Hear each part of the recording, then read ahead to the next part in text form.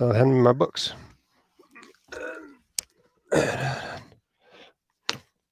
Hi, everybody. How are you? Give us a second to let people get in here. We're having a few technical difficulties, but I think we have them resolved.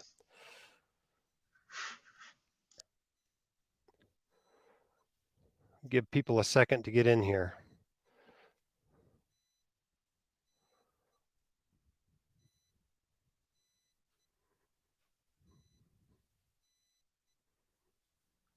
Hey, everybody. Welcome to the presentation tonight. We're going to give it just a minute to get a few more people in here. Sorry we're a couple minutes late. Had a few technical difficulties. Unfortunately, not uncommon these days for us.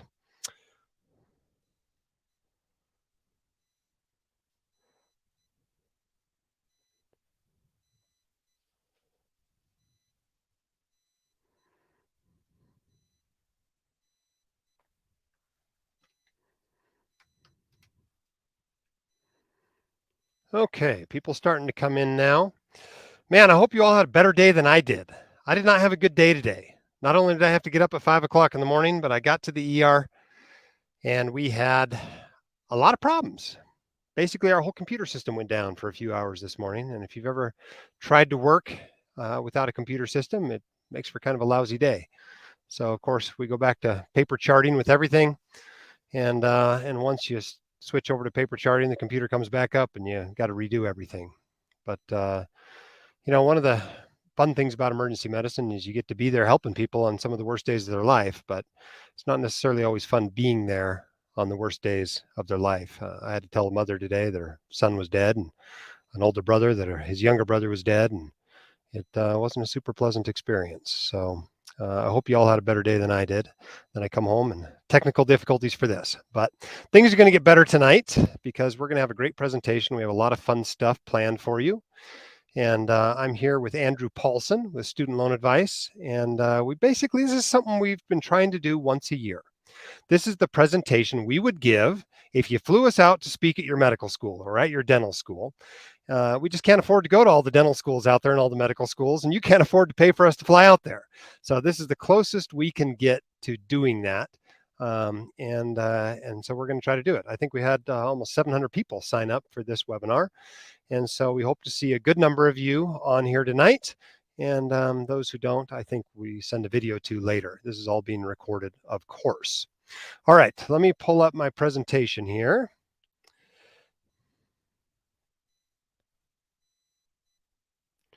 One moment. In fact, maybe we'll just share the screen here. That'll be easier. All right. Okay, we call this talk Financial Basics for Medical Students. All right. Obviously, it's February 15th. Some caveats. Anytime we talk about money, finance, business, anything like that in a medical setting, I think it's important that we go through the caveats here. The first one is that money doesn't bring you happiness. Okay. That's not entirely true. Up to about $75,000 to $100,000 a year, more income actually does make people happier. But you didn't go into medicine for the money, neither did I. However, if you ignore it, it can make your life really miserable. So for those who don't know who I am, my name is Jim Dolly. I am an emergency physician. I started the White Coat Investor in 2011 because I got sick of being ripped off. This was back in residency in maybe 2004, 2005. I got sick of being ripped off. I'd been ripped off by everyone I'd ever had an interaction with in the financial world. And so I started learning stuff because I was like, if I don't learn this stuff, I'm just going to keep getting ripped off over and over and over again. Eventually, I started learning it, started teaching it to other docs on internet forums. And after a few years, I was like, nobody knows this. I'm sick of typing the same thing over and over again into the internet. I'm going to start a blog. So in 2011, started the White Coat Investor blog, subsequently added a newsletter, a book, started a forum, then a podcast in 2017, wrote another book. We started doing conferences in 2018 and making online courses. In 2019, started a subreddit. It's really popular among students. You should check that out. We started a Facebook group that's really popular among boomers. You may not want to check that out. We also have a YouTube channel you may want to check out.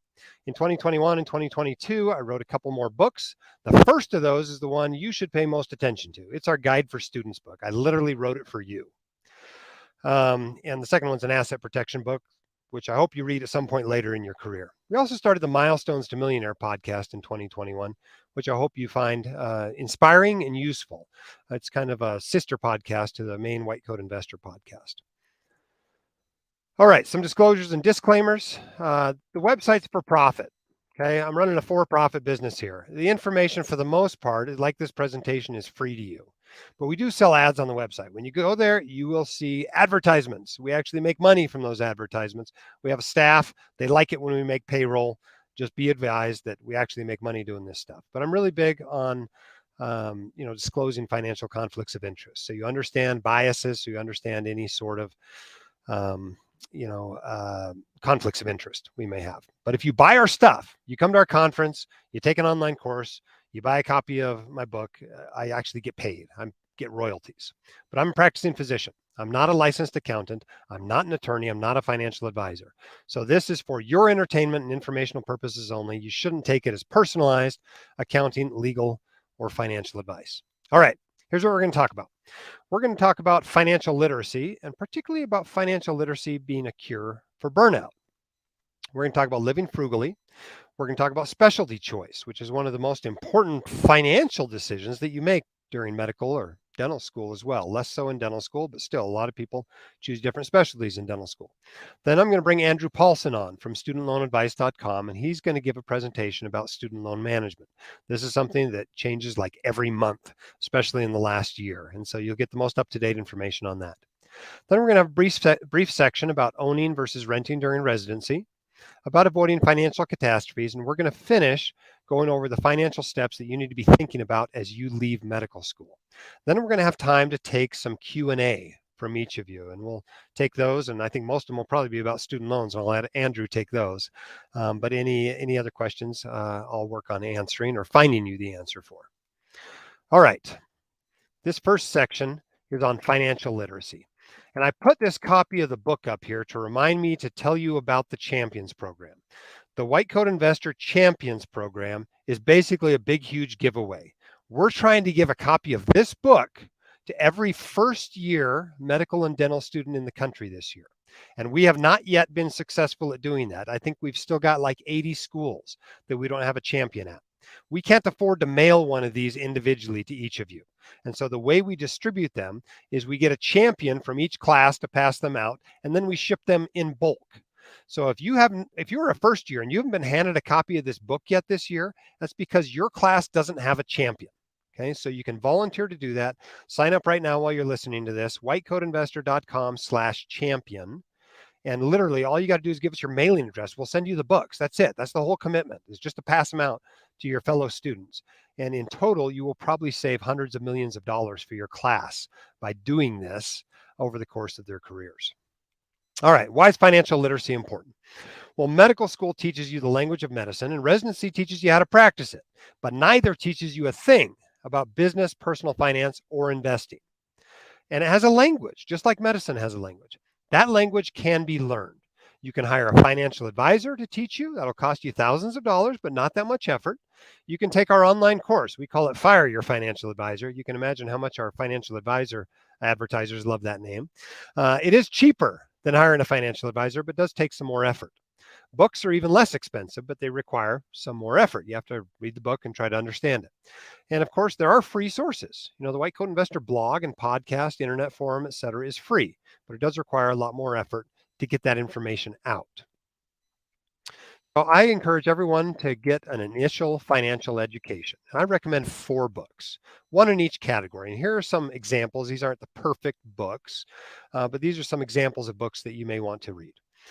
Something on personal finance. And one of my favorites is by Eric Tyson. It's simply titled Personal Finance for Dummies. It goes over all the basics of personal finance. Investing. It's good to read something basic about investing. And the Boglehead's Guide to Investing will give you a broad overview of how to invest.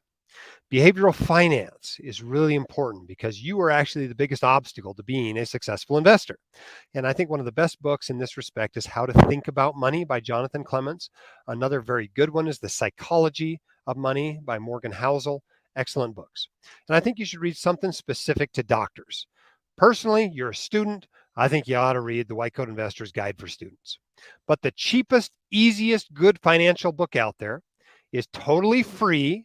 It is a free PDF. It's called If You Can. It's by neurologist Bill Bernstein, and you can download it at etf.com/docs/if you can. But if you just Google If You Can PDF, it'll pop right up. And I recommend that if you won't read anything else after this presentation, that you read that. But part of your initial financial education is also putting a written financial plan in place. And it's so important to write that down to remind you later why you have that plan, number one. And number two, the act of physically writing it down exposes the gaps in your knowledge base and encourages you to go get the information you need to fill those gaps. After you have an initial financial education, I recommend you do some continuing financial education each year. And by that, I mean reading one good financial book a year, and then following some sort of financial blog or podcast. Read a few posts a month, listen to a few podcasts a month, and that'll keep you up to date on any relevant changes. All right, burnout in medicine is a super common problem. It may not be obvious just how bad it is to a medical student or even to a resident. But by the time you get into your career and start seeing people with totally terrible burnout, you realize this is a huge issue.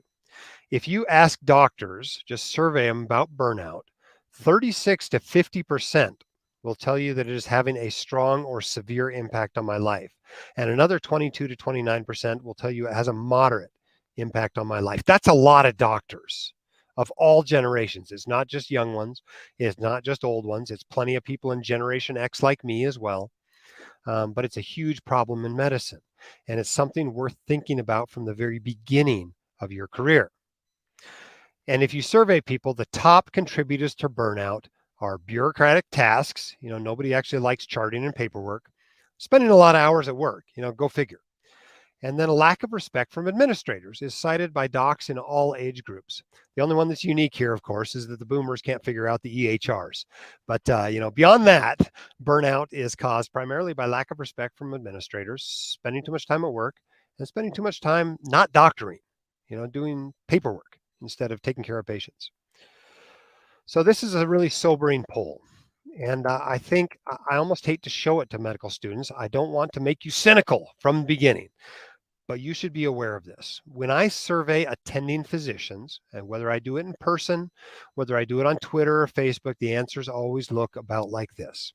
I ask them if they didn't need any more money. They had $10 million or $20 million. What would they do? Would they keep working just like they are? Would they cut back? Would they totally retire? And these are the results. About a third of people would retire completely. They just punch out. They're done with medicine. They're done with dentistry. They're done.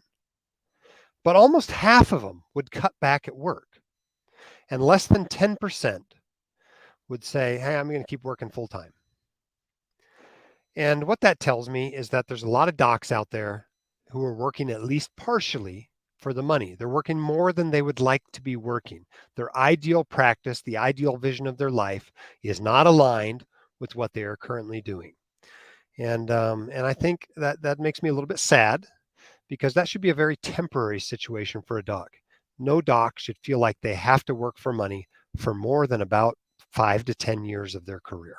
Quite honestly, you make enough income as a doc that you should be in a financial position that you can cut back relatively quickly during your career, if that's what you want. Here are the truths about burnout. Okay, medicine is a hard profession.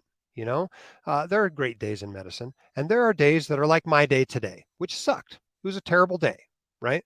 But it's always going to be hard. You're always going to be dealing with ill people, injured people, people who are worried. You're always going to have to keep up with licensure and credentialing and board certification and those sorts of problems. It's always going to be hard, and that's true.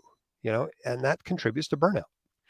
Ownership helps. When you own your practice, you're a partner or you're a sole practitioner or whatever, you have some say over how your professional life is run, who's hired, who's fired, what your working environment is like. That helps a lot of people with burnout. Now, ownership's not for everybody, but right now about 2/3 of docs are not owners of their job in any way, shape, or form. They're employees, and employees often don't feel like they have much power. And feeling unempowered is a great way to increase your burnout. There's a high correlation between burnout and depression. If you're depressed, get it identified, get it treated. Okay. Obviously, there's lots of different ways to treat burnout, to treat depression, right? There's medication, there's therapy, etc. It's very common. It's common among docs. If it's depression that's making you burned out, you can treat depression, and that will help your burnout. Burnout is not all the institution's fault, right? You see some people calling it, a toxic work environment, and sometimes it is a toxic work environment. You see people calling it moral injury, right? But the truth is that there are both institutional and personal factors. You can put two docs into the same terrible, toxic job, and only one of them might get burned out. And so there's personal factors at work as well. And it doesn't do any good to totally ignore that fact. And I think most docs should work on both of those. Work on the personal side, work on the institutional side, and try to reduce it as best you can. However, the truth is that financial freedom allows for a dramatic number of burnout reducing changes. You can drop the number of shifts you're doing. You can drop the number of clinic hours you're doing. You can see fewer patients per hour. You can work fewer days per week. You can take less call. You can work fewer nights. There's lots of things you can do that will help your work-life balance, that will reduce your burnout, that come from having the financial freedom to say, I don't have to have that terrible job. I don't have to do these things I don't want to do. So my advice to you, throughout your career, as you are making decisions about your career, always be thinking about career longevity.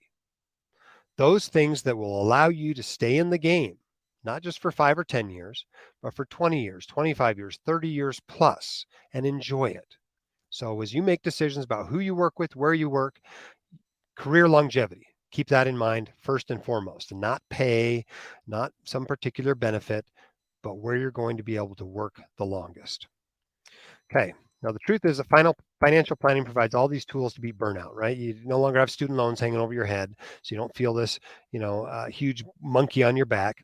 Eventually, you have all your debt paid off. You know exactly what you're worth, and so you don't feel like you're, being taken advantage of by your employer. You can cut back on your call and work days and work weeks. You can leave a toxic job. You can even change careers or retire early if you want to. But the truth is, happiness generally comes from spending time with people that you care about. And so these are all from trips I took last spring, some with my family, some doing fun stuff like going heli skiing or canyoneering in Costa Rica. And if you take care of business early in your career, you will have the financial freedom to live whatever life you dream of living, whatever that might look like. And so I want to encourage you to not ignore finances, to become financially literate, and let that help your burnout. Okay, next thing we should talk about is frugal living. I took this picture a few years ago in Hawaii because I thought it was outrageous to pay $9 a gallon for milk. I think we're all paying $9 a gallon for milk these days. But the point is, the less you spend, the more you have. And as a medical student, the truth is that every dollar you spend is really probably $2 to $3 once you pay it back because of the effects of interest. And so you should spend really carefully. That's because, the time value of money, right? And the effect of higher tax rates as an attending, right? Money now is worth more than money later, and money grows as it goes along. And then, of course, if you borrow $1,000 at 7%, which I think loans next year are going to be over 7%, and use it to pay rent as an MS1, and you let that interest accrue for 4 years of school, 3 a residency, 3 a fellowship, then you pay it back over 20 years. By the time 30 years have passed, that $1,000 is actually now $7,600. Even if you pay it off within 5 years of coming out of your training, you're going to pay off about $2,700 for that $1,000. So you can see everything's more expensive than you really think it is. And so you ought to really think twice about everything you buy as a medical student. The other thing to keep in mind is higher tax rates, right? You're basically not paying taxes right now. I know it's not popular to say, but the truth is I didn't pay any taxes as a medical student, or very minimal amount. It was nowhere near what I pay as an attending physician. Okay. Most people, when they leave residency, they pay more in tax than they earned as a resident. And when you pay back borrowed money, you're doing so with after-tax money. So you have to earn the money, pay the taxes, and then use what's left to pay off your student loans. So if you're at a 45% marginal tax rate, which is not unusual for many physicians in moderate to high income tax states, you've actually got to earn $13,000 to $14,000 to pay off that $1,000 that you borrowed as a medical student and drug out for the next 30 years. So, what can you do to avoid taking on all that debt? Well, you can be a poor medical student. This is actually the easiest time to be poor in your life because everybody around you is poor, right? And so it's normal to be poor at this point. Whereas later in life, it will not be normal. Not only will everyone expect you to not be poor, but they will expect you to pay, and everything you're offered will be charged the doctor price. So as a student, now's the time to be poor. Limit how much you eat out. There's lots of free food at the hospital. If you look around, there's lots of presentations, lunch and learns, that sort of thing. Remember that you aren't what you drive. Okay. The truth is that reliable transportation costs about $5,000.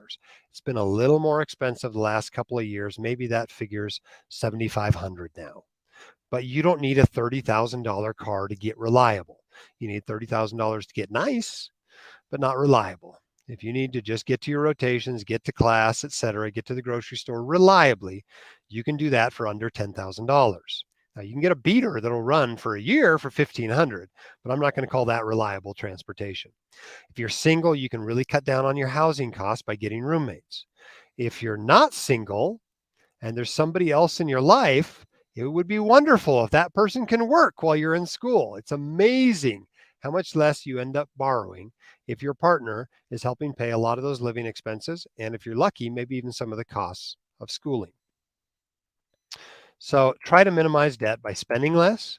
If you have assistance, if you've got some savings, your uncle's got a 529 for you, or your family's willing to help, use that savings and family help first. So delay taking out your debt at 6, 7, 8%. And by the time the student loan holiday is over this summer, that's what it's going to be at. That debt grows very, very quickly. So delay how long it is until you take it out. Med school loans haven't been subsidized since 2012. And so as soon as you take the loan out, the interest starts accumulating. Okay. You don't have to borrow the whole year's worth of money in August. You can go back in November and you can go back in April and get more money. Okay, from the financial aid office. Yeah, it takes a week or two to get it, but you can plan ahead a little bit and save a few months of interest. You can work during medical school. I worked during my 4th year. I worked during the summer between my 1st and 2nd year. You can do a little bit of work. I recommend you don't try to do it during your surgery or OBGYN rotation, but you can do a little bit of working during school. And if you have to borrow, always try to get the best terms possible. You generally want to max out your federal loans before taking out any private loans. And you want to consider other sources. If you've got a house for some reason, maybe you can get a home equity loan that'll be a better terms than what you can get with student loans. Maybe you can borrow from a family member. I've even seen a few medical students, and be careful with this if you choose to do this, but they get 0% credit cards. And they put all their expenses on the credit card. And when the 0% period runs out after 12 to 15 months, then they take out the student loan and pay off the credit card. And so they were able to delay that interest for another year. And that helps save money. All right, let's talk about specialty choice. And, obviously I'm on one of the crazy specialties according to this graph. You may end up somewhere else on the chart. Obviously, this is tongue in cheek. Don't take offense from it. All right, here's the truth about medicine and money. Okay. How much you get paid does not depend on how much you know. It does not depend on how long you trained. It does not depend on how unpleasant your work is. Market forces do not work very well in medicine. It is not a very functional market economy for lots of different reasons. As a general rule, procedures pay better than thinking in medicine. And a lot of people talk like there was this golden age of medicine, and it was always 5 years before that person got into medicine, right? But the truth is that each year doctors get paid more on average. Now, not every doctor gets paid more. Some get paid a lot more, some get paid less. But in general, salaries go up. The average doctor income in 2011 was $200,000. Last year it was $339,000. Okay. Medicine is not some terrible profession that's going to hell in a handbasket. All right. People are still making money in medicine.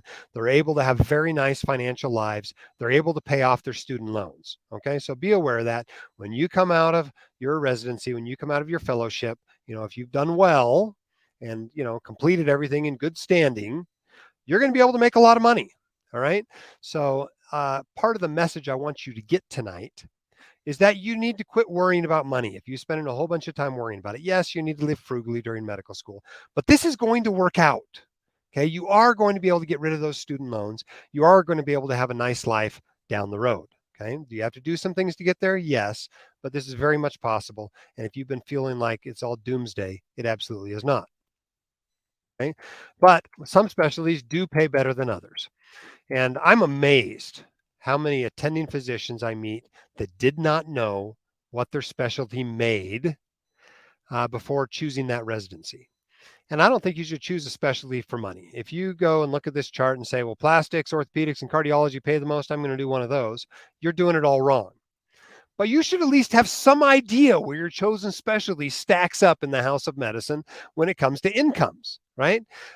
This has been pretty constant for the last 20, 30, 40, 50 years, right? If you're an ID, if you're an endocrinologist, if you're a PM&R, if you're preventive medicine, your salaries tend to be lower on average than if you're in orthopedics or GI or urology or ENT. Those tend to be on the higher end of medicine, and stuff like my specialty of emergency medicine or pulmonology or general surgery all tends to be in the middle somewhere. But this is what nobody ever tells you. You're not going to make that average. And the variation around that average is huge. It's unbelievably wide. I know docs making 5 figures, some of which are working almost full time. And I know docs making 7 figures, and they're in the same specialties. Okay. Psychiatrists and family practitioners, right? Supposed to be at the low end of medicine. I know individuals who are making 7 figures in both of those specialties. Okay, so keep that in mind. You do not have to choose a specialty for pay, but you do have to choose how you design your job later and which jobs you take if pay matters significantly to you.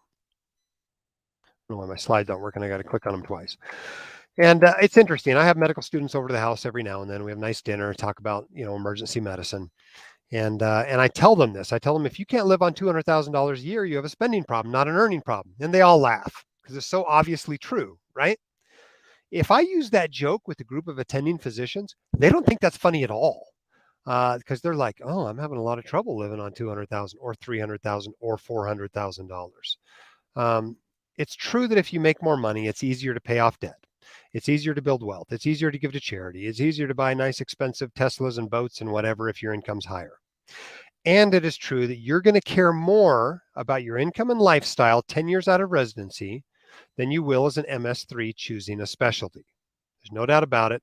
Most of us probably didn't put enough input into income and lifestyles. Maybe we should have when choosing a specialty. Most important factor, bar none, way more important than lifestyle, way more important than pay, is that you choose something you will love doing for a long time. Even just speaking financially, you are better off as a pediatrician for 30 years than spending an extra 3 years training to be a critical care doc and burning out in 10. Okay. Everything works better when you work longer. You have more time to accumulate Social Security, more time for your to save up a nest egg, more time for your investments to grow on their own. You pay less tax because you're making less money over time. Everything works out better if you can work longer. But if you love two specialties completely equally, do yourself a favor and choose the one that pays more and has a better lifestyle. All right, I'm going to turn some time over to Andrew to talk about student loan management.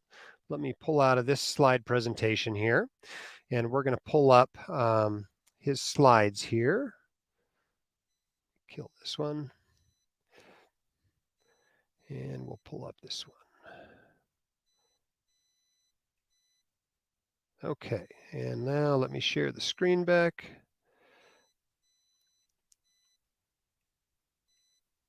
Okay, I think we're good to go. All right, here you go, Andrew. All right, thanks, Jim. So I'm just going to go back to the beginning here. So just a quick intro on me. My name's Andrew Paulson. I have a master's degree in accounting, and I'm a certified student loan professional.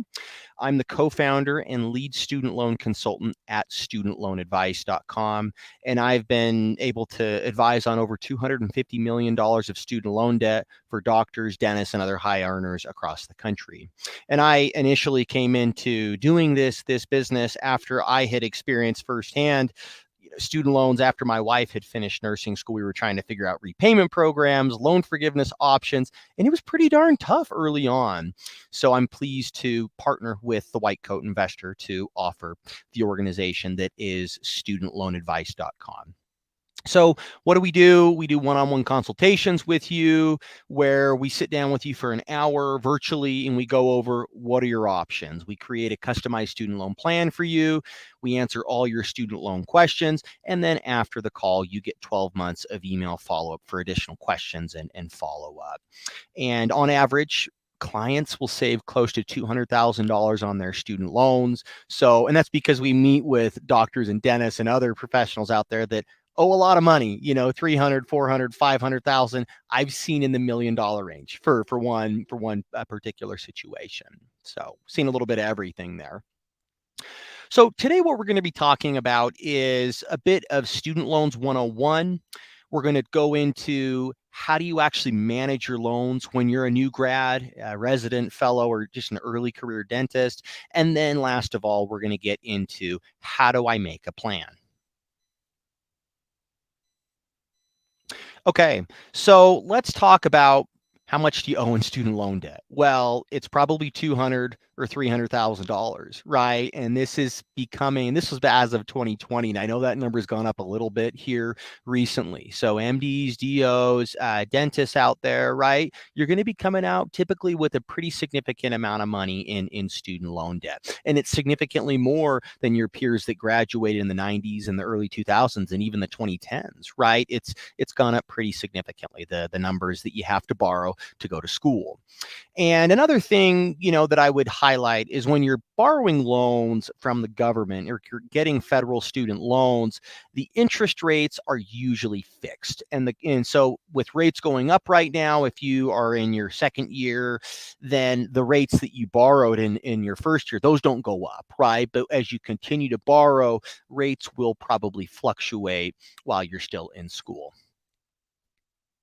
Okay, so talking a bit about federal student loans, this is the most common form of borrowing for student loans. And as Dr. Dolly talked about, it's probably the way you should start if you don't have any other, 529 money or sources from family, or you have a significant other that's able to help pay your way as well. Interest rates are anywhere from 3 to 9% typically. And usually what you receive when you ask your financial aid office for federal student loans is they offer you direct federal student loans. There was an older loan program that was discontinued before 2010, which was called this FFEL program, but none of you right now are really going to have to worry about that most likely. And they, as of 2012, all these loans are unsubsidized. So that means that they're growing while you're in school. But we know that we're in this pause, and the pause has been around since March 2020. Looks like it's going to be expiring here later this year. So a couple of federal protections. There's 4 key ones that I want to talk about. We're going to get into repayment programs and how to think about that here a little later on. And we're also going to get into some of the loan forgiveness programs that you need to be aware of. But another point here is forbearance and deferment. So this is a point in time where perhaps you cannot make payments, or you're in school and you're not able to, make a significant payment. Your loans are probably in-school deferment right now. When you get out of school and you're now making payments, or perhaps you're trying to figure out if you can, please don't go into forbearance. If you have one takeaway on this student loan stuff, just learn about that. That's usually the worst thing that you can do on your student loans where you can't make payments. And I know that sometimes there's situations that you have to. Okay. Also, there's death and disability discharge. So if you die or you become totally and permanently disabled while you still have your federal student loans, they will be discharged tax-free. And your partner doesn't assume them. Your family doesn't assume them. They just go away altogether. Okay. Something that you should be keeping your eye on when you're getting close to when you graduate, look into a direct federal consolidation. What that allows you to do is move into repayment most likely in July, June, right when you get started as an intern or as an associate dentist. Okay. So let's get into some of the federal repayment programs. And there are what I call more fixed monthly payment or kind of amortized options where it's a 10-year plan, which is usually called the standard. And there's also the extended repayment program that is over 25 years. They also have this graduated kind of flavor where payments will increase every 2 years. So they'll start out lower and then they'll tier up every 2 years. And there's a 10-year graduated and there's also a 25-year graduated repayment program. But where an area that we're going to spend a little more time on is income driven repayment programs. Okay. There's 4 of them. And this is going to sound a little bit like alphabet soup, but you've got ICR, IBR, pay, and repay. The 2 that you really want to keep an eye on and learn about is called revise pay as you earn, repay, and pay as you earn pay. Okay. And I would encourage you that as you go through school and you graduate, learn about these programs, learn about the nuances to them, because if you have significant student loans, you're going to want to become an expert in them. Okay. So getting into a bit of income driven repayment plans. So payments have basically nothing to do with the interest rate, almost nothing to do with the debt size. Payments in an income driven plan or IDR plan, they're based on your income and your household size. That's it. So even if you owe $1 million or you owe $200,000, it's based on what you're making, right? So when you're making money as a trainee versus making money as an attending physician, that would bode to be a huge difference in what those payments would be. So here's a quick example of a resident physician. They're making $60,000 and they have a student loan balance of $300,000 at 7% interest rate. So what would their payments be on the standard 10-year plan? $3,500. I'll tell you what, that's probably going to be more than you're making your paychecks when you're in your resident year, right? Or pretty darn close to what your take-home pay is. That's going to be hard to afford unless you have a big side income. Okay.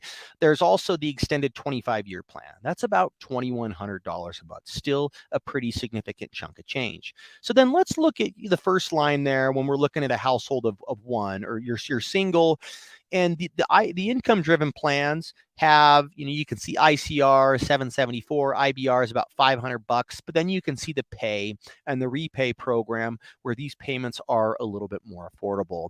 And then you can see as the household size grows, those payments start to get lower for the income driven plans, whereas the standard and the extended will continue as they're more of a fixed monthly payment. So a big thing to keep in mind when you're selecting repayment programs is what the monthly payments will be.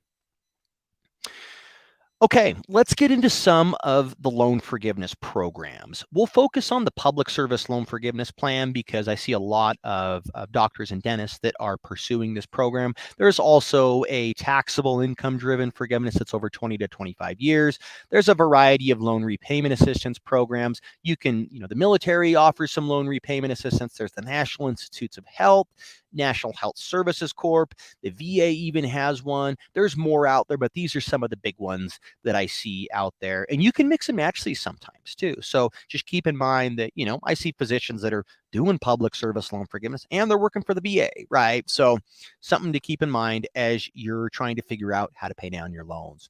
So getting into the public service loan forgiveness program, or PSLF plan. This has been around for about 15 years. And as of November of last year, there's about 365,000 borrowers that have had their loans forgiven through this program. It's a pretty significant chunk of people. Okay. There are 4 requirements, and this program is pretty strict. So if you want to follow it, you got to learn these inside and out. Number 1, you have to be in a qualifying repayment program. We just talked about them. They're the income driven plans. Okay. So if you're on an income driven plan and you're doing loan forgiveness, you probably want the cheapest one. Okay. Number 2, you have to make 120 on-time monthly payments. These are these are cumulative, not consecutive. So you can take time off and you can resume back with this repayment program. Number 3, you need to be working full-time or working part-time at accumulating a minimum of 30 hours per week. And then last of all, you have to be working at a non-for-profit or a 501c3. The actual process to certify or to get credit for this program is through what's called an employment certification form that I would encourage you to do once a year. And this loan forgiveness is tax-free. So after you've fulfilled these requirements for a decade, whatever your loan balance is at that time, whether it's $200,000 or it's $100,000, that goes away federally tax-free. Most residencies and fellowships are 501c3s, and our academic positions are most of those are 501c3s as well. But keep in mind that there are some doctors out there that you're working at a nonprofit hospital or a 501c3, but you're actually getting paid by a private group or some type of private practice. That type of employment usually doesn't qualify, by and large doesn't qualify. At the end of the day, it's wherever your paycheck is coming from. Okay. And then, VA, military, CHCs, public health, those are all sorts of jobs that qualify. So why why do people do this? Why do people do the public service loan forgiveness program? Well, number one is it allows you to have low payments in training. And then, lower payments typically when you become a attending physician. And usually the amount that you get forgiven is equal to about what you owed when you graduate medical or dental school. And the last reason there is you typically would pay less to the public service loan forgiveness program over some other alternative repayment plan. And there on the left is just a little bit of some of the numbers there that, as of September 2019, there's only a couple thousand people that had their loans forgiven, but there's only about 100,000 people, 130,000 that were actually trying for this. And we've seen a big, huge kind of influx of applicants and also success with this program. And there's been some recent changes that have particularly been kind of a catalyst that has improved that. But I would assume that as this information about the loan forgiveness program becomes more available, that we'll start to see, continue to see more borrowers that are receiving this loan forgiveness. Okay, let's talk about private student loans. They're not as commonly used to finance education.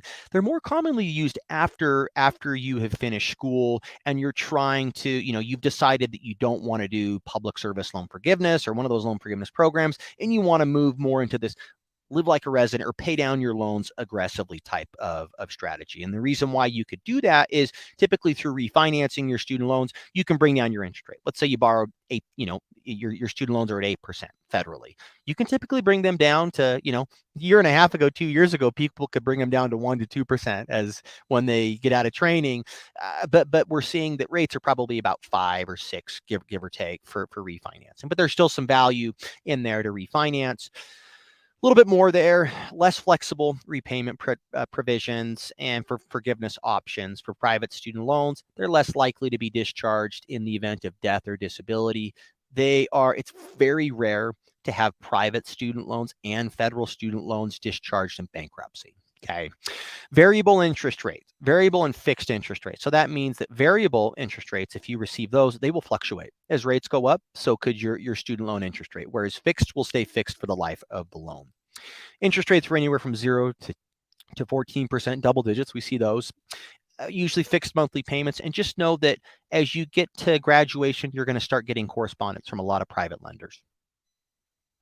Okay, so just a quick idea of if you owe $250,000 in student loans, you get a 3% interest rate. Let's say you're on a 5-year plan. How much would your monthly payment be? It'd be about $4,500 a month. So if we extended it out to 20 years, you'll see that payment gets a whole lot more affordable. It's only $1,400 a month. Okay. But you do end up paying more in interest over the life of the loan. But this is not the reality if we're looking at the top.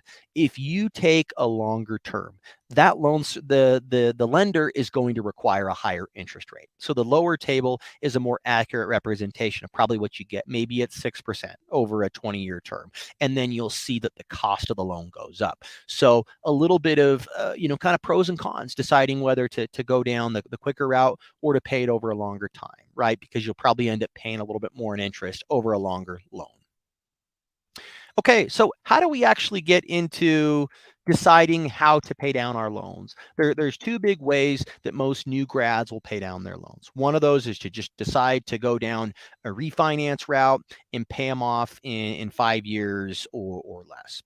The other option is to look into loan forgiveness. But how do you decide which of those is best for you? debt to income is a big factor here. And if you owe $300,000 in debt and your attending physician income or your practicing dentist income, whatever it may be, is 300,000, that's a debt to income ratio of 1 to 1. Okay. If your income is larger than your student debt, that's usually a recipe to look into just paying them off and not really look into a loan forgiveness program. Now, if you owe more than you make, and for many of you when you're in your early career, that's going to be the case. But even when you're done with your training, if you're still making less than what you owe, that's where you've really got to start considering one of the loan forgiveness tracks. The other factor in there is, what do you want to do? Do you want to be in private practice? Do you see yourself in academia? Do you see yourself in public health? That can have another big factor into deciding how to pay down your student loans. Okay, so here's a quick example of a borrower that owes $400,000 of student loans, and they're looking into PSLF, or they're looking to private refinance their student loans. So their income starts out as a trainee at $60,000. Over those 3 years, their income's going to go up about $3,000 a year. And as an attending physician, they start making $250,000. So if we look at the table, the payments, they're on an income-driven plan. In the repay program, those first 2 years, they basically have no monthly payment. Finally, in their third year, it's about $250 a month. And then you'll see that, over time, as their income increases, so would that monthly payment. So when they're an attending physician, they're paying, close to $2,000 a month. Okay. Now, if we looked at a similar situation where they did a 10-year plan, a 10-year refinance, and they were going to make monthly payments, fixed monthly payments, that's a monthly payment of $4,200 a month. I know you probably wouldn't be able to pay that when you're in your first year right out of school, but for simplicity's sake, I just wanted to show you over a 10-year period of time how much you'd pay. The difference in payments, if they did loan forgiveness, they're paying about $100,000 towards their student loans, and the remaining balance goes away tax-free. Whereas if they refinance, they're paying close to $500,000 on this student loans. That's a difference of $400,000. Think about the different things you could utilize with that $400,000. That's a significant chunk of money. So definitely something that you want to consider and at least look into as you're figuring out how to pay down your loans. So how do we create a plan? So number one, set some goals. Retirement, family goals, vacation, sabbatical, whatever you're interested in there. You definitely want to set goals. Number two, take an inventory on your loans. How many federal loans do you have? How many private loans do you have? What are the interest rates? What are the balances, right? And maybe you need to have a little bit of a different approach to each. Then you need to create a budget for how much you can pay on a monthly basis. And I would encourage you, please become an expert in federal student loans if you have them. And if you don't want to do that, get an expert to help you out with it. And then last of all, execute on a plan. So a couple of key takeaways on this section here. Number one is that student loan payoff can be tricky. Number two, federal loans are to be kept federal until you figure out what you want to do. And then last of all is to make a plan.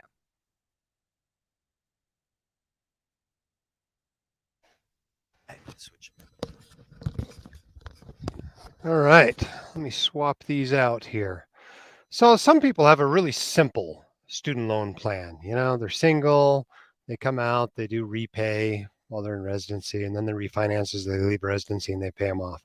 That sort of person, really simple plan, may not need, a lot of help with, their student loan planning. But lots of people have very complicated student loan plans. They're married to somebody else with student loans. They are, going for public service loan forgiveness. They're thinking about going for IDR forgiveness. And those folks really benefit from talking to somebody like Andrew. And those are the people that end up saving these hundreds of thousands of dollars from a student loan consultation. Okay, let's talk now about this burning desire that medical students, and especially their partners, have to own a house as soon as they finish medical school. And I'm not sure where it comes from. I think it is a result of the realtor industry, the mortgage lending industry, whatever it is, but it has convinced so many Americans that the American dream has nothing to do with being successful in your career or building a business. It's about owning a house for some reason. And so people come out with this crazy desire, this burning desire to own a house. And I want you to throw a bucket of cold water on that burning desire. Okay. Owning a house is not the American dream. Okay. Renting is not throwing away money, it is exchanging money for housing. And you do that whether you own the house or whether you rent the house. Okay. Your property taxes, your realty fees, your mortgage interest, that's all throwing away money too. You throw away lots of money when you are, um, you know, uh, buying a house, owning a house. And if you've never, moved into a house that you own and realized how much stuff has to be changed and how much of a pain it is to get furniture and to get a lawnmower and to take care of all that stuff, it's incredibly expensive. Okay, so keep that in mind.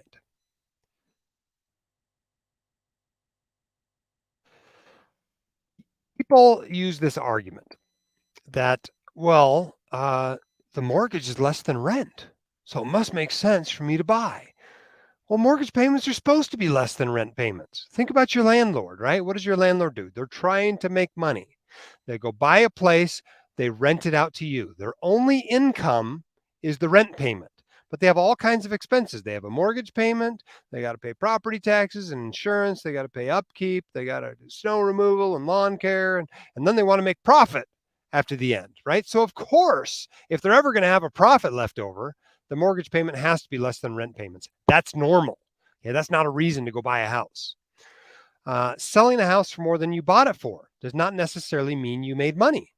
When you go to buy a house, it typically costs you about 5% of the value of the house to buy and about 10% of the value of the house to sell. So for a $500,000 house, that's a $75,000 transaction cost. If the house does not appreciate $75,000 while you're in it, you're coming out behind. And so I estimate that docs typically make money about a third of the time in a 3-year residency and about half the time in a 5-year residency. That's what you should expect on average. But there are periods of time where you might not make money for 4, 5, 6, 7, 8 years. And there are other periods of time where you can make money in just a year or two buying and selling. But on average, you typically do not make much money in residency. And it's not uncommon to lose money and to be stuck with a rental you don't want when you leave residency. So don't make a mistake because the area you've been in has had been in a housing boom the last few years. That may not be the case for the next few years. It's okay to rent during residency. You are not going to become rich as a resident. So don't let the cart get in front of the horse.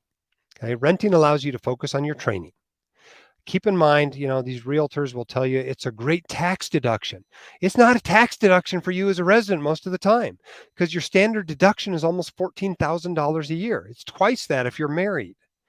And so you've got to pay more mortgage interest and taxes than that before any of it's deductible because you just get a free $27,000 deduction for doing nothing. You can be living in a rental, $27,000 deduction off your taxes. Okay, and so it's not a huge deduction for most residents. Now, when you're an attendant, you're in a really expensive house, you're paying lots of money in taxes, maybe you're giving a bunch of money to charity, then it generally does make sense, but not in residency, not for tax reasons. You're hardly paying taxes as a resident, quite honestly. Residency graduation is also a difficult time to sell a house. You're going into a high stress job, you're going to be a brand new attending, nobody's going to be watching over your shoulder. And it's a difficult time to sell. You got to get over to that new job, and all of a sudden you got to sell this old house, and you're trying to buy a new house. It's just a messy time. It's way easier to just end your rental contract and walk into your new life. Okay, let's talk now about financial catastrophes. Here's a picture of me in Costa Rica trying to make sure I don't have a repelling catastrophe. But we're not going to talk about that. We're going to talk about financial catastrophes. So here are 7 financial catastrophes that keep doctors from building wealth. The first one, surprisingly common, is living hand to mouth. Second one, divorce. Third one, inadequate insurance. The fourth one, too much leverage. Fifth is a poorly thought out investment plan. Then we're going to talk about investing related costs. We're going to talk about some of the uninsurable risks out there. Okay, this one is living hand to mouth. All right. I put this slide up earlier. This is what doctors reported they made on average in each of these specialties last year. It ranges from $576,000 to $243,000. It's a lot of money, right? I mean, you're a medical student. I know what you make. It's about zero. This is a lot of money. But you know what is really depressing? This. This is what doctors actually report that they have. Okay. And remember that wealth is not income. Wealth is what you have. Income is what you make. So if you make $400,000 a year and you spend $400,000 a year, you're no wealthier at the end of the year than you were at the beginning. You can still have a negative net worth or a net worth of zero. And if you ask physicians what their net worth is, the young ones will tell you they do not have much money. Many of them actually have negative net worths. That's not a surprise to me. What is a surprise to me is when I look at docs in their 60s and discover that 24 to 34% of them, after 20 or 30 or 40 years of physician level incomes, still are not millionaires.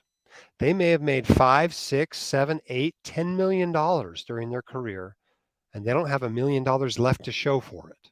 And I think that's a real tragedy. And so we work very hard at the White Coat Investor to help you ensure that does not happen to you. How does it happen? Well, mostly it happens from living hand to mouth.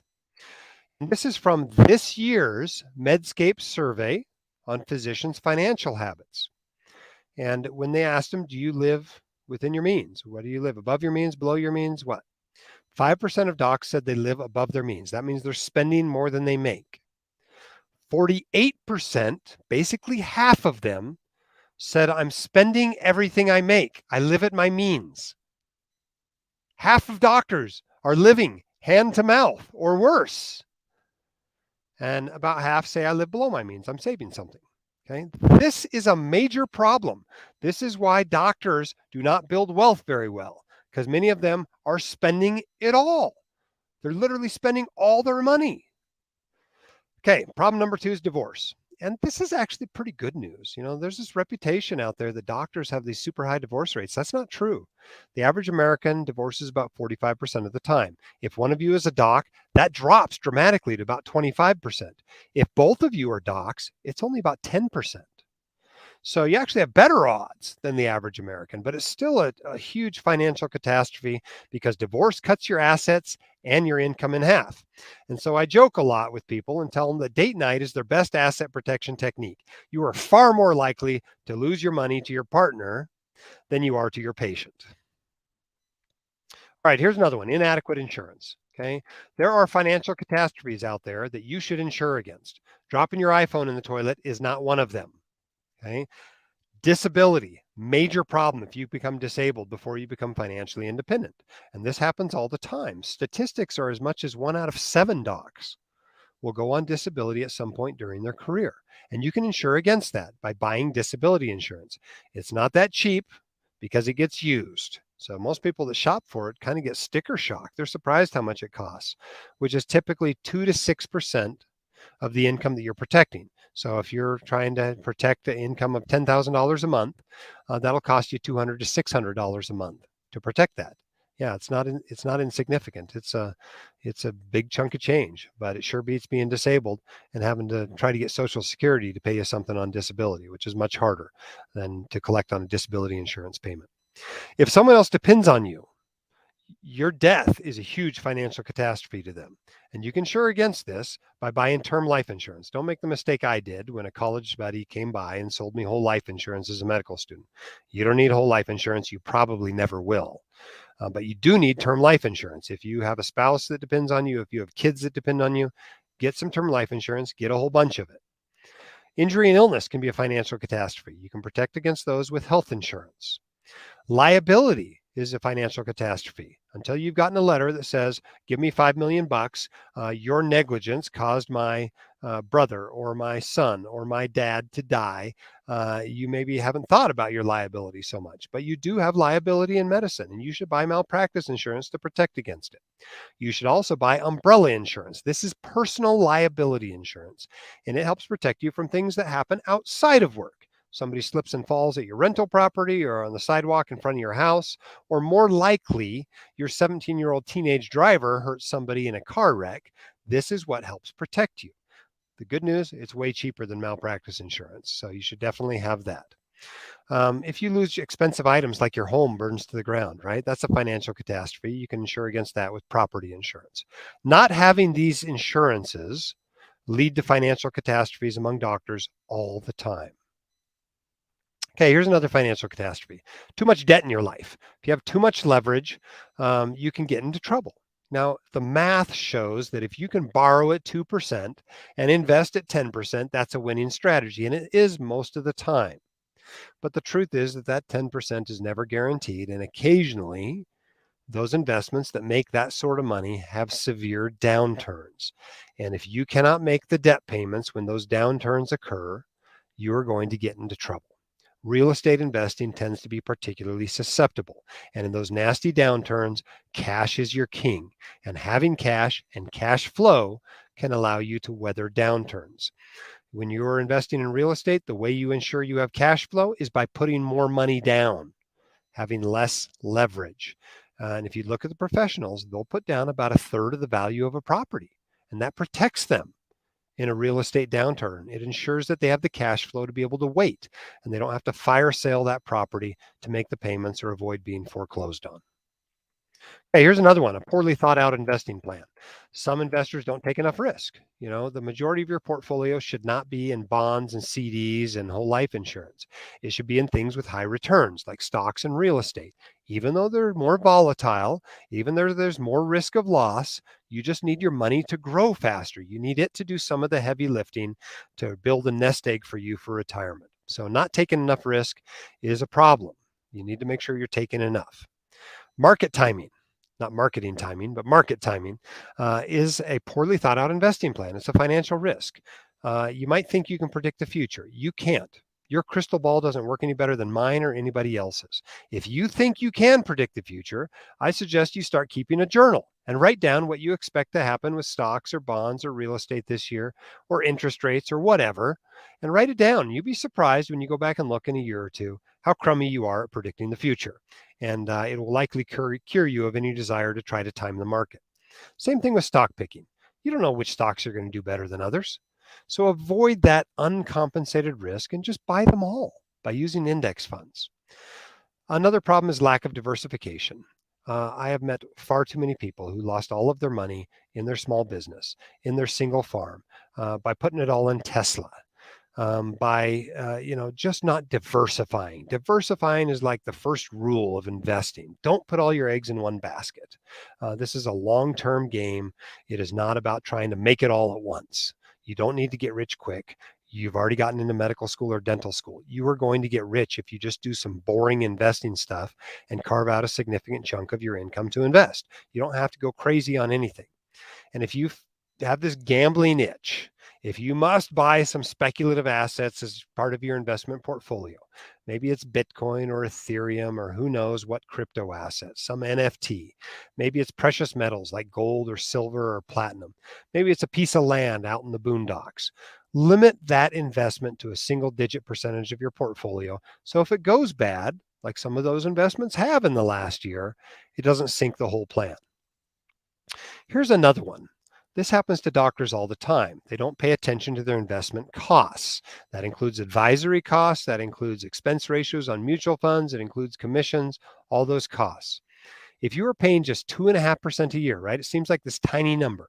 But if you're paying just 2.5% a year in investment costs over the course of your career, 60% or more of your earnings, the money your money made, is going to go to the financial services industry. That tiny little number becomes a huge number when you compound it over 30 years. You need to watch those costs and get them down, down, down as far as you can. Now, if you need advice, it's okay to pay for advice, but make sure you're getting good advice at a fair price. And remember that the more you can learn to do yourself, the better. In fact, managing your investments, becoming your own financial planner might be the best paid hobby out there. And your investments do not have to be expensive. Low cost, broadly diversified index mutual funds work just fine. Okay, now there's some uninsurable risks out there besides divorce that we talked about. Burnout, you can't insure against it. So you need to work throughout your career to take those steps that promote career longevity. Fraud, if you commit fraud, you can't insure against that. Sexual misconduct or harassment, many doctors have lost their ability to earn money due to making a mistake like that. You can't insure against it. Altering medical records, malpractice doesn't cover that. And criminal acts and drug and alcohol use, you can't buy insurance against that stuff. Okay. That can really affect your income dramatically. Be very careful throughout your career to not fall into any of those problems. Okay. Now we're in our last section. After this, we're going to do questions. So type your questions in. You can type them right in wherever you're watching, Facebook, YouTube, whatever it is. You can type them right in. They'll come to us, and Andrew and I will answer your questions after this section. Okay, so we talked about student loans. Okay, if you got private student loans, refinance them as soon as you can, right? They're not going to be forgiven. You're going to have to pay them back. You can get student loan payments as low as $100 a month on private loans during residency and fellowship. Make sure you enroll in an IDR program, not forbearance. You start making payments as soon as possible. If you're single or you're in a single earner household, repay is your plan. Okay, if you are in a dual earner household, you probably ought to hire Andrew at studentloanadvice.com and talk about all the different options you have to manage your student loans, both during residency and fellowship and afterwards. Some people go into repay, some people go into pay, some people file their taxes married filing jointly, some file them married filing separately. It really does matter when you get into a complicated student loan situation. Okay, insurance. As soon as you come out of medical or dental school, get yourself some disability insurance. Protect that most valuable asset. We've got a list of disability insurance agents you can trust on the website at whitecoatinvestor.com under the recommended tab. But you need own occupation, specialty specific insurance. Your residency program may offer it. That's probably a group plan. It's probably not as good as what you can get as an individual. But you should consider, even if your residency program gives you something, you should consider buying individual or a portable disability insurance policy either during or as you leave residency. You generally want to buy as much as they'll sell you. You probably can't afford as much as you need as a resident, but try to get yourself at least a $5,000 monthly benefit. So if you're disabled as a resident, at least you'll have the average American income to live on the rest of your career. Okay, if anyone else depends on your income, you also need to buy term life insurance. And by the time you're an attending, that ought to be a seven-figure amount, $1 to $5 million.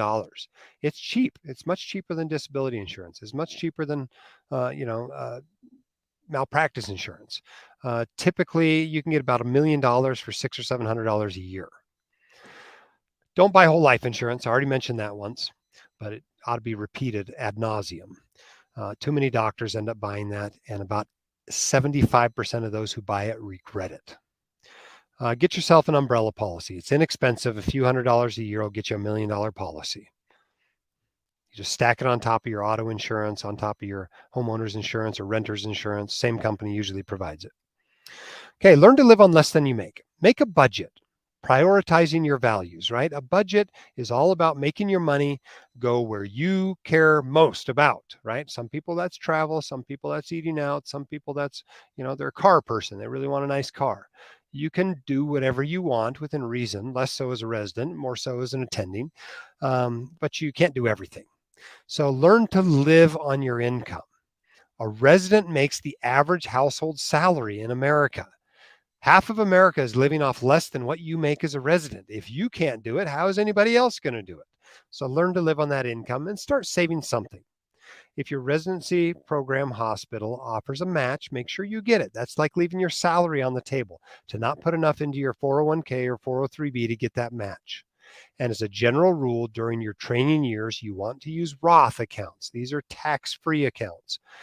Sometimes if you're trying to maximize how much you get forgiven under public service loan forgiveness, you might want to use a tax-deferred account. But as a general rule, Roth is for residents. Hey, do you need an advisor? Well, 80% of docs want and probably need an advisor. It's perfectly okay to use one. Just make sure you're getting good advice at a fair price. Good advice for a comprehensive financial planner and investment manager is a four-figure amount per year. That's what it costs. You're not going to get it for $200. You're not going to get it for free. If that person is telling you they're free, they're charging you commissions and it's all hidden under the table. Okay, it's going to cost you a few $1,000s. So it's okay to do your own. It saves you a bunch of money, obviously. It might be the best paying hobby out there. But if you're going to do it on your own, you actually have to do it right. You got to pay some attention. It helps if you enjoy this stuff. Okay. We talked about student loan advice. If you need a one time consultation about your student loans, you can also do that for the rest of your financial plan with some financial advisors. You can just check in with them, once a year or every couple of years, make sure you're still on track. You don't have to hire a full service financial advisor and pay those thousands of dollars a year. But you need a simple investing plan. Okay. Here's one that will at least get you through your training. Use Roth accounts, whether that's a Roth IRA or Roth 401k or 403b. Put everything into a life cycle or target retirement fund. These are broadly diversified index funds. They're very low cost. They will automatically rebalance. They're truly set it and forget it investments. The honest truth is when you're a resident, your mix of investments doesn't even matter that much. That's your asset allocation. What matters is how much money you're putting in there. And that especially matters as you come out of residency, become an attending. It's really key to focus on your savings rate and how much money is going toward your investments in the beginning. Later, that investment return will matter more. Your mix of investments will matter more. Early on, it's really all about what you're saving. But don't mistake investing for gambling, right? If you're putting a bunch of money into crypto and Tesla and ARK funds and you're on Robinhood and you're following Wall Street bets, that's probably not going to end very well for you. These were all the cool things about a year ago. Now none of them are cool, right? Why aren't they cool anymore? Because they all lost 75% of their value. And so that happens when you mistake gambling for investing. Okay, here's what we talked about today. You need to become financially literate. It's your second job. Okay, you are going to be asked to be a pension fund manager in this 401k world. So you've got to learn this stuff. If you don't, you're going to wake up halfway through your career or worse, toward the end of your career and go, I should have learned this stuff. Well, yeah, you should have.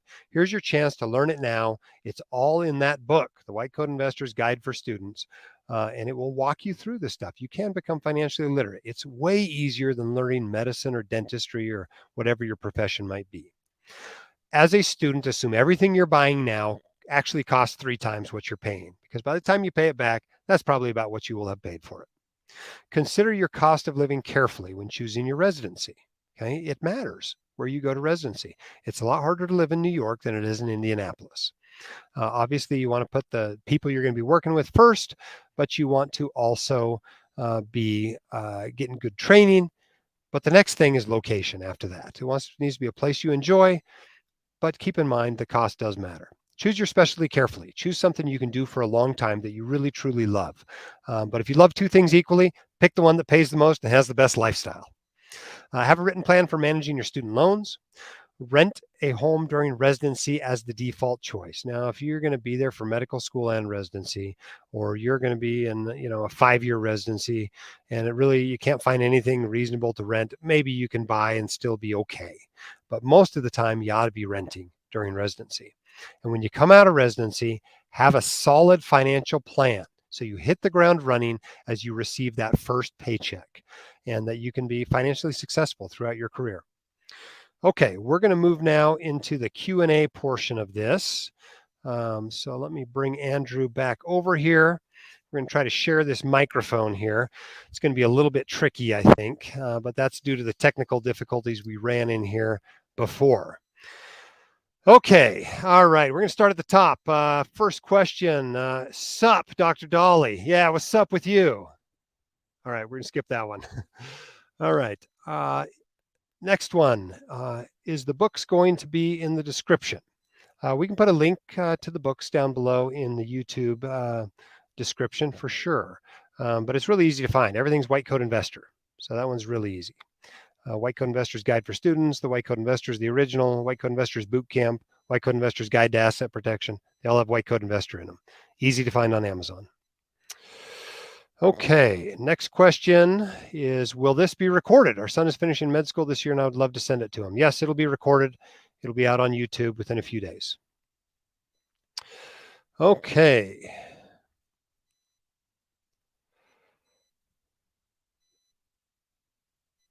All right, we have a few comments about interest. Absolutely, your interest accumulates during medical school. Okay, let's look at this one here. Is it true that your credit score can decrease if you pay your loans off too early due to not honoring the life of the loan? That sounds like a good question for you, Andrew. I'm going to hand this mic to you.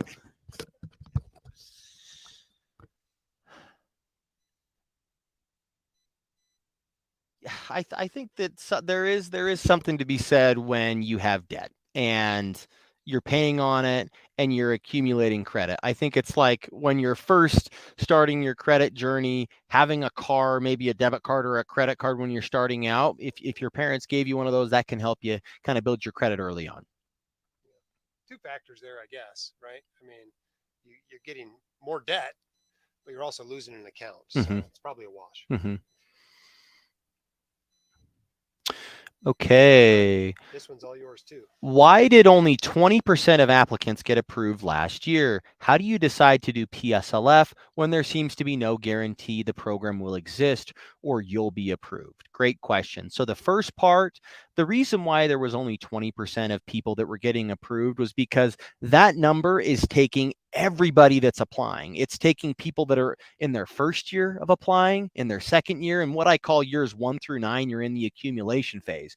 And what they're actually doing is they're certifying their employment. But until you get to the 10 years, you don't qualify. So the trouble with that number is they don't tell us how many people have completed 10 years and they're now waiting to get their loans forgiven. That number isn't shown. It just shows that there's about 1.2, 1.3 million people that are right now that are doing this process. So it's a bit of a garbage in, garbage out number. And I would assume it's much, much higher, the success rate there.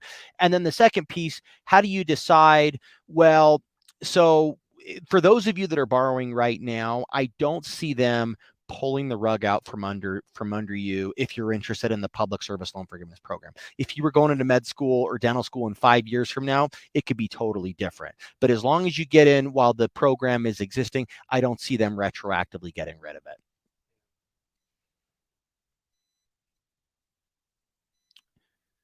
Okay, here's another one. Is there any downside to PSLF even if your debt to income ratio is low?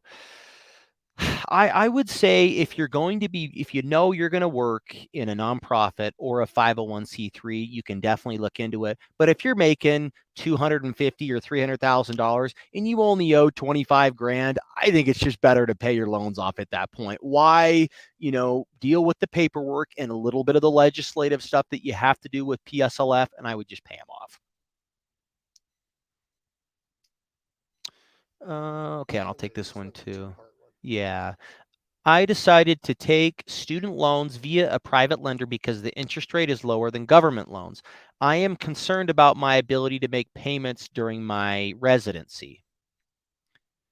What options are available to refi and reduce monthly payments while in residency? So, what I would definitely look into is they usually allow you to make partial payments or only about $100 monthly payments while you're in residency with a number of private lenders that we work with all the time. Maybe that's something that your lender already looks for. I would definitely check that out, because if you got to make a $3 or a $4 or $5,000 monthly payment, that's going to be a really big bill to pay when that's probably about what your take home pay is as a resident. And secondly, there is, if your current lender doesn't provide that, I would look at some other private lenders out there that would. There's two, I think. Yeah, Laurel Road, SoFi, those are some of the big ones that we see quite frequently. Okay. Yeah, lots of student loan ones. Yeah, good luck on that. This one isn't a student loan one. They want to know when they should get married. Oh, yeah. And you know what? I actually have a lot of clients that ask me this. They're like, should I get married? And I'm like, that is a totally personal decision, right? And there is some financial ramifications with that. How should how should we plan to get married if we know our partner is also going to have student loans from professional school and law school, for example? Totally personal decision there. If you're going to get married now or in 5 years from now, I don't think the financial ramifications of loans are really going to change things enough to put that off if it's the right decision for you. Let's see. Got some for you, Jim. Here's the deal in life, right? In life, there are times when you will be penalized for being married. There are times when you will be rewarded for being married. Over the course of your life, that's probably going to even out. So when the time is right for you to get married, if the time is ever right, or the time is right for you to have kids, go ahead and do it. You're a doctor. You're going to have enough money without optimizing every single life decision for finances, and you'll still be okay. Okay. So if you're thinking about getting married, go get married. The finances will work out, I promise, especially if you're marrying a lawyer. A doctor and a lawyer, you're going to do fine with your student loans. You're going to get them taken care of. Okay, here's a really important one. Can you summarize what should be done fourth year of medical school into first year of residency with student loans, aka file taxes to show low income your fourth year, enroll and repay, consolidate, etc.? Yeah, it's pretty straightforward. Do file your taxes as an MS4, right? There's no doubt you should do that. What that does, it shows you don't have any income. And so they use that when you go to show your income. They're like, well, what did your taxes show last year? And you show them you didn't make anything. And all of a sudden now you don't have any payments. It's great. Those payments count. Those $0 payments count that you make as an intern because you didn't make any money as an MS4. So definitely file your taxes, even if you're not required to that fourth year of medical school. That's a great tip. We should have mentioned that in the presentation. Should you enroll and repay? Yes. What some people do to actually speed it up is they consolidate their loans right as they come out of school. And that basically allows them to skip that 6-month grace period. And this matters if you're going for PSLF. This allows you to, get PSLF 6 months sooner than you otherwise would, because you basically skip that grace period. You don't want to skip a grace period where your payments are $0. You want those payments to count, right? And so definitely if you're going for PSLF, consolidate those federal loans, not refinance, remember, consolidate those federal loans and get enrolled usually into repay, but possibly pay. If you're married to another earner, you really got to run the numbers. And if you need help doing that, Andrew can help you do that.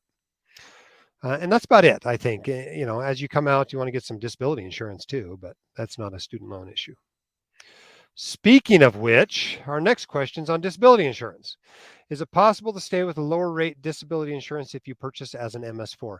The sooner you purchase disability insurance, the cheaper it is. Now, you probably can't buy a very big policy as an MS4. By the time you're an attending, you're probably going to need a more expensive policy that has a larger, monthly benefit if you get disabled. But you can keep that one you bought as an MS4 as part of your coverage. So the sooner you buy it, generally the better. It's cheaper for men than it is for women. It's just the opposite for life insurance. It's definitely cheaper if you get it before you develop some sort of a medical condition or take up scuba diving or flying or rock climbing or that sort of a thing. Okay, let's take this one from Michael.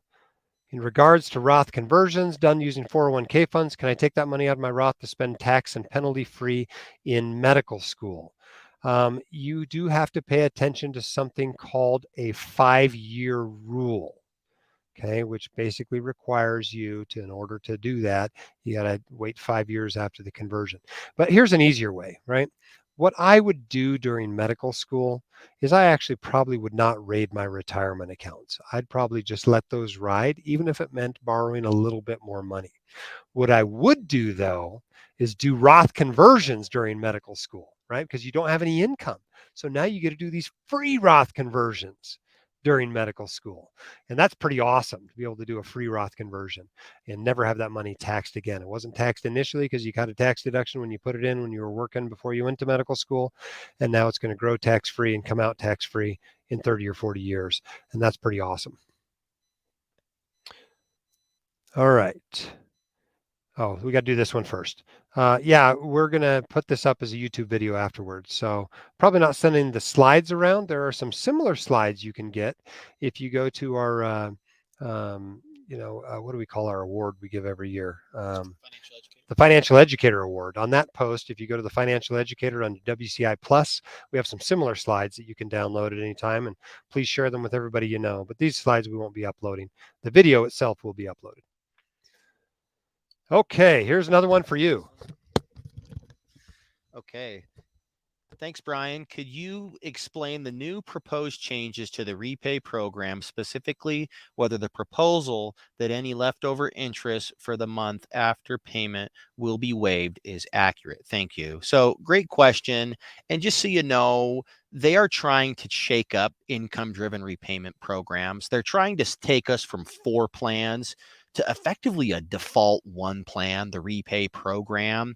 And so what this is talking about is there is an interest subsidy that exists in the repay program. So let's say that your loans, you're a new resident and the interest on your loans is $1,000 a month. Okay. And let's say that your payment is $500 a month. So that means that every single month, if you're only able to cover a portion of the interest, there's an unpaid amount of interest every single month that's sitting there and it's accumulating in its own bucket. So if you're paying $500 and there's $1,000 of interest, your loan is growing $500 a month. Well, as repay is currently constituted, half of that unpaid interest is waived, or what they call through an interest subsidy. So your loan will only be growing $250 a month. That's a huge reason why a lot of residents, a lot of early career physicians out there are doing the repay program, because it helps keep down the interest on your loan. So what this new proposal is actually trying to do is it's trying to wipe away any unpaid interest. So in the event that you're unable to pay any interest, that interest, or effectively, if you're not able to pay let's say the monthly payment again is $500 and the interest is $1,000, that entire $500 of unpaid interest is totally waived.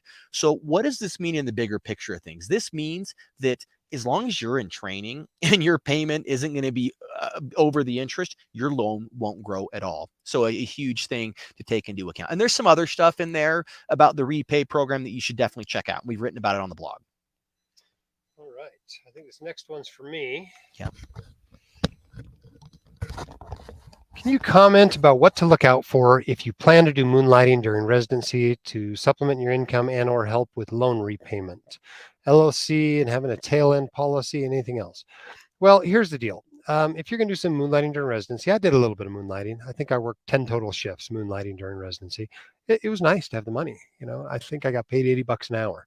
I'm sure moonlighting residents make more than that these days. I hope they do.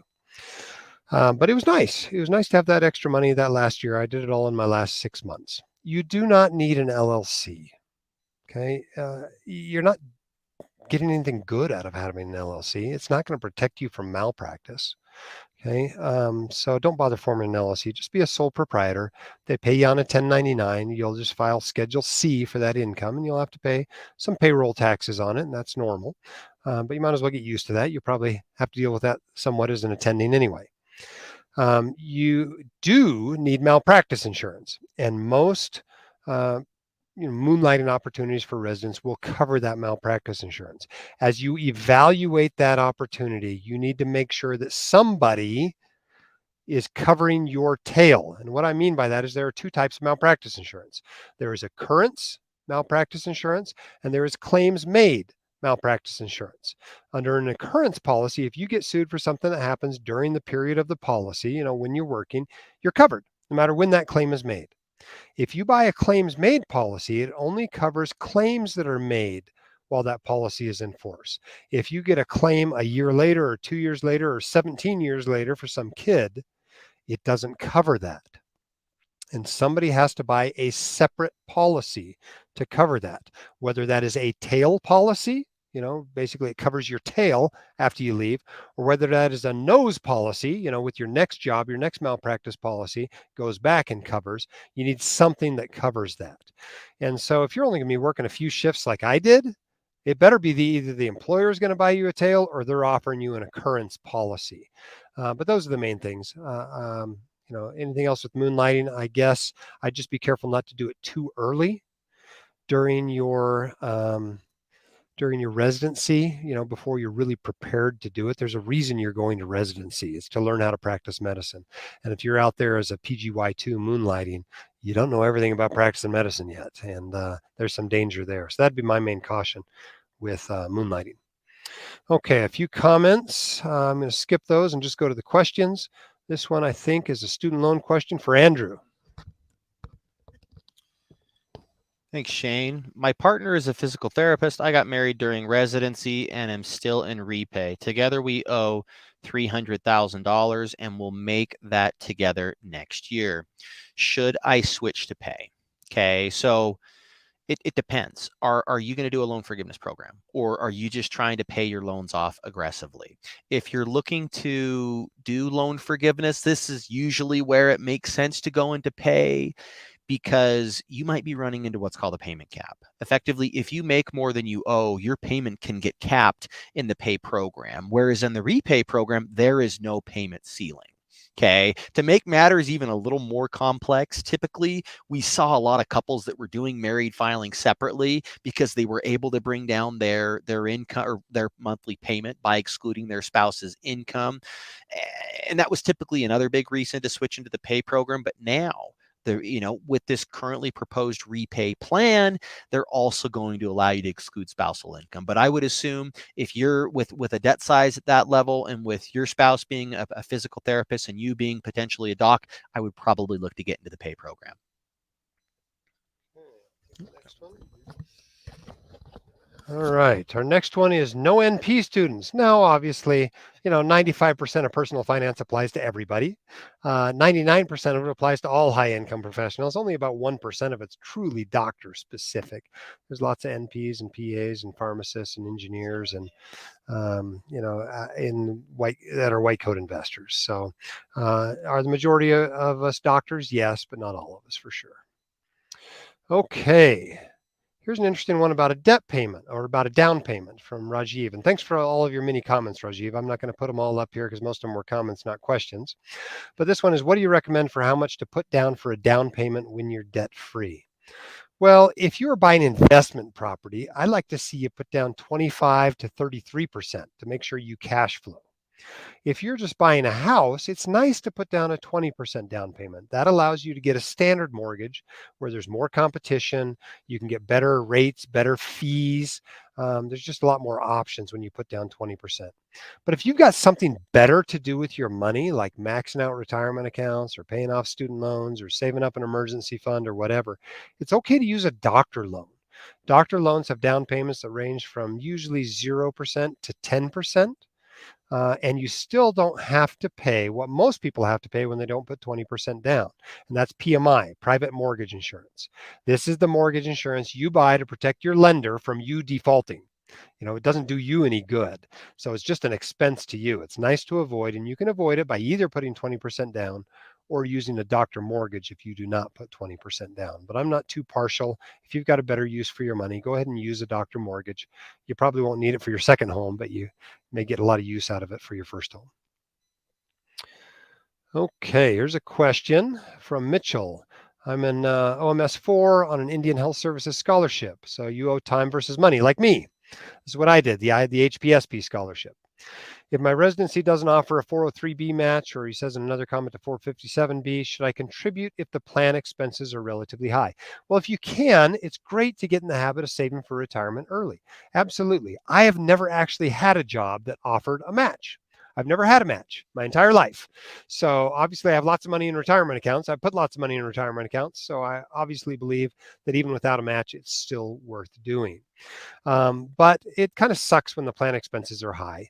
But high expenses that are so high you don't want to use the plan have to be astronomical, like 2% plus a year. And most of them aren't that bad. Especially since you're going to be rolling the money out of this plan into another plan in just a few years, right? When you finish residency, this is no big deal. Go ahead and use it.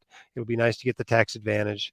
It'll be nice to have the asset protection. You'll be glad you had that money in a retirement account later. So go ahead and put it in there. Okay, what's our next one here? A lot of comments. You guys talking amongst yourselves in the comments section. Okay, here's one on disability insurance. To clarify, the recommendation is to only buy into a better disability insurance plan or to stack yours with the residency programs plan. Yeah, usually.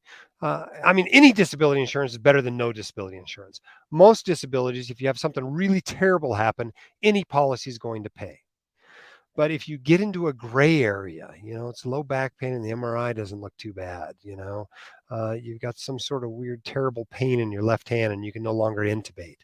Those sorts of things that tend to be a little bit more gray, mental illness issues, those sorts of things. You want the best policy you can have because if you get disabled, you want it to pay and you don't want to spend a bunch of time getting a lawyer to help you make the company pay.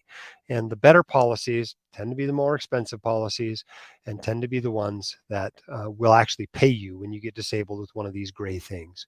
So anything's better than nothing. But as a general rule, you want an individual policy for at least part of your coverage, not only because it's more likely to pay, but also because it can be taken with you when you go to another job. And a typical group policy, when you leave your employer, it doesn't go with you. Okay. From Michael, a follow-up to my Roth conversion question. Why do you recommend keeping the money there versus taking it out to reduce loans? Doesn't the 5-year rule not apply when funds are used for education? Now, your contributions, you can always take out contributions up to, I think it's it may be unlimited. It might be $10,000 a year. I'd have to look it up. And I'd probably have to look up the 5-year rule. There's like 4 of them, and they're hard to keep straight. It's possible you're right. It may not apply when funds are used for education.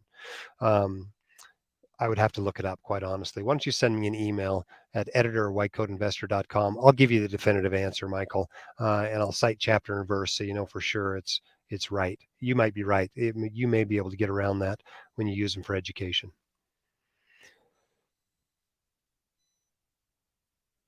Okay, here's another one from Rocky. He's an MS4 without a match from a residency program. Should I skip the 403B and go straight to a Roth IRA? Yeah, you should. Without a match, the Roth IRA is a little bit better. You can always get lower costs. You have a little more control over it. If you max that out and you still want to save more, that's $6,500 this year. If you want to save more than that as a resident, I'm impressed. But then you can go back to the 403B at that point and probably use the Roth option. The only exception here is if you're trying to get your taxable income down because you're trying to get more of it forgiven as part of your student loan plan. Then you might want to use a traditional IRA or the tax-deferred 403B. Okay, another one from Rocky. You mentioned working in your 4th year. Will this significantly affect keeping your IDR payments low? Well, the more income you have, the higher those IDR payments go. I don't know. How much do you think it affects your payments if you make 10 grand? No. So good point. If you're single, before they're going to charge you anything, you have to be making at least $20,000, because when the loan servicer is calculating your payment and income-driven repayment, what they do is they actually take out a deduction based on your household size, which is based on the poverty line deduction the government sets.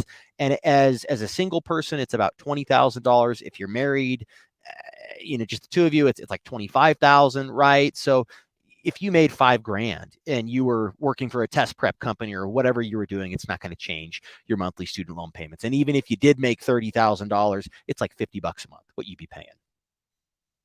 All